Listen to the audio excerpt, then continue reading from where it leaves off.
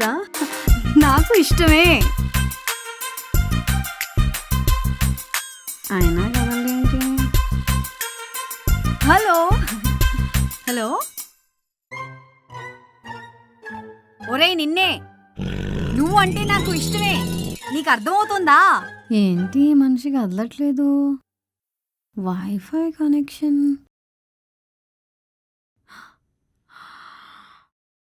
ఈ బండోడున్నాడే. మమ్మీ!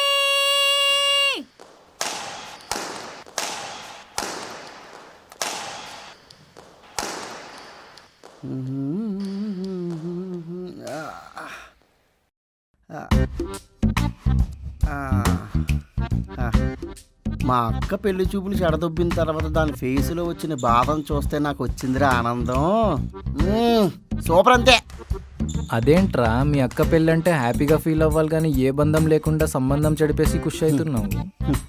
నాకన్నా ఒక్క సెకండ్ తేడాతో ముందు పుట్టి నన్ను డామినేట్ చేయడం మొదలుపెట్టిందిరా.